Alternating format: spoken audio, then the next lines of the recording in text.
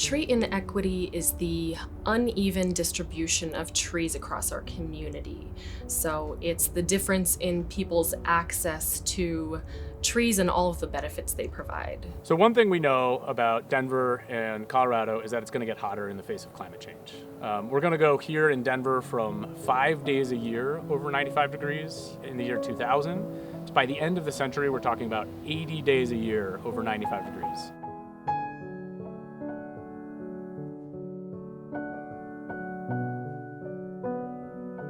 I've felt the impacts of global warming firsthand. I've witnessed the impacts on my communities that are already vulnerable.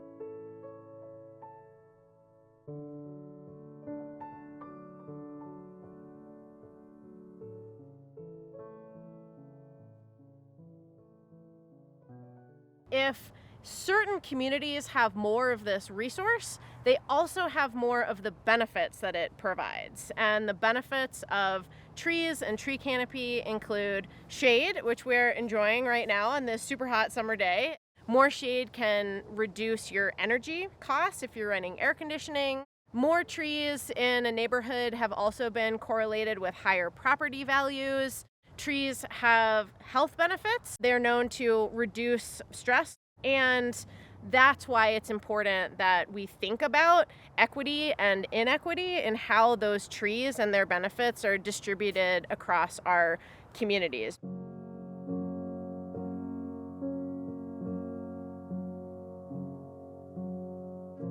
Trees play a really important role when it comes to global warming. They play an important role by removing carbon from the atmosphere and storing it.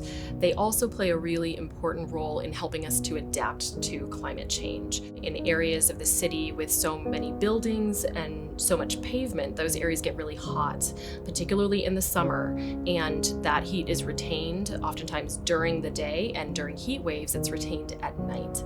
Neighborhoods that don't have much tree canopy cover, residents in those places will feel the impacts of climate change much more drastically, and to the point where it can be really dangerous for older members of the community and other vulnerable populations.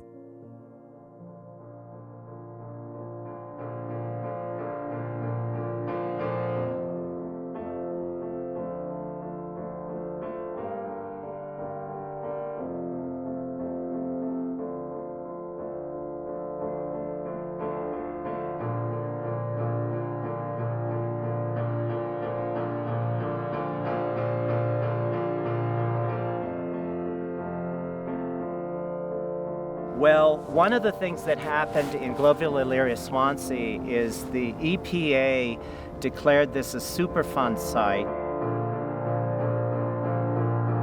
They came in literally with bulldozers and replaced the top 12 to 18 inches of soil. And a consequence of that also was that a lot of trees were taken.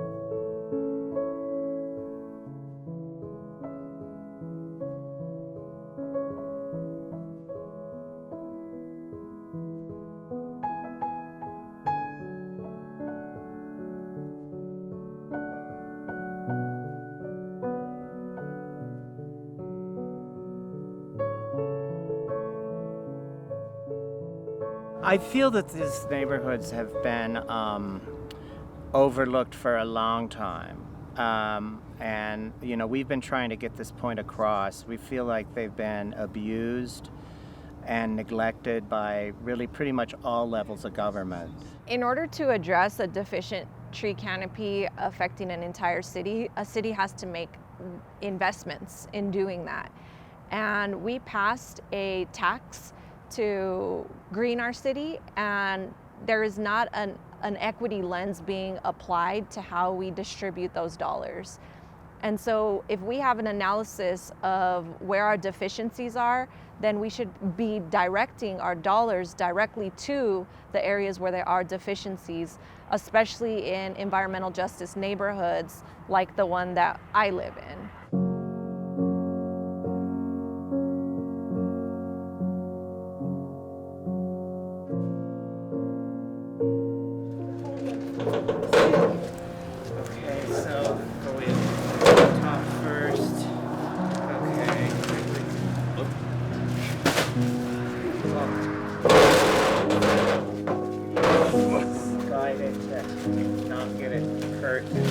I got involved with the GES Tree Planting Project because I'm asthmatic. My kids are asthmatic, and I feel like we got robbed of some of our life.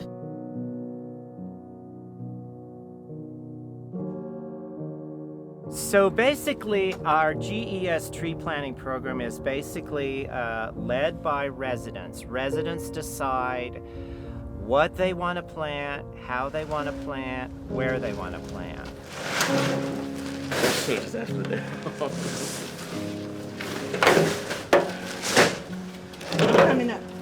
I'm coming up.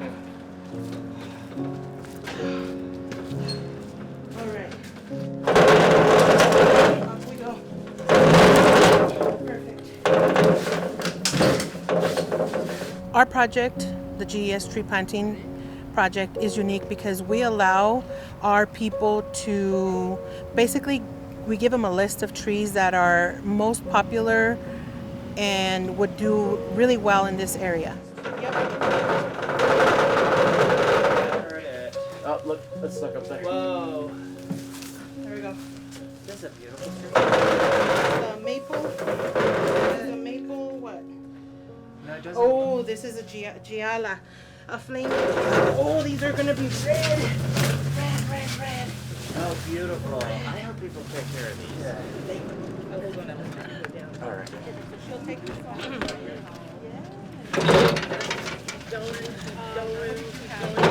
Sure, I'll give you some. Thank you. There are tons of benefits that come from reforestation projects like this, but particularly in GES, we find it really important for pollution mitigation. This is one of, if not the most polluted zip codes in our country, and we have natural solutions to start to sequester some of that pollution and to remove toxins from the environment.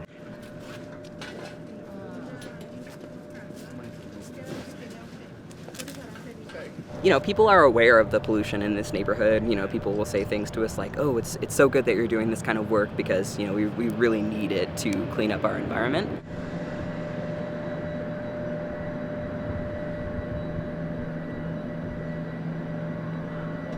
Yeah, so this is how this beginning Should be part showing. of it. Yeah, should be showing. Okay. So you And- don't want to plant it too deep. No, you don't want to plant it too deep. You don't want to bury it. So you just want to leave the brown wrap all winter long, Okay. and only on 20 below you want to put the plastic. Okay.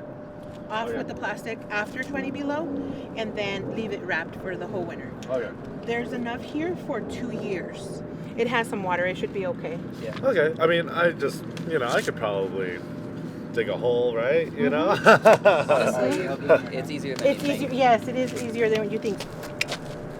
Yay, yeah, the thumbs up is killer. Perfect. Thank Awesome. you. All right, Nicholas. Yes. Cool. Thank you so much, man. Thank you. It was great to meet you. Yeah, very nice And to yeah, meet you. let Thank us you know, so much again. Yeah.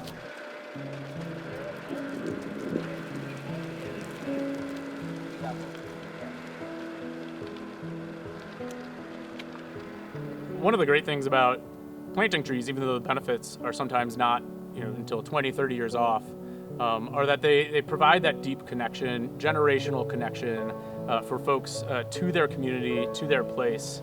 And so that metaphor around roots and really strengthening community roots, I think ties deeply to the reason to plant trees in community, to do the tree planting efforts in community-led ways, to make sure that everybody is engaged in both the planting and the maintenance and stewardship of trees, because they really help tell that kind of rich story that builds social cohesion, builds community resilience, and even though it's just a small tree right now, really provides that connection to not just place, but also time and generation and culture.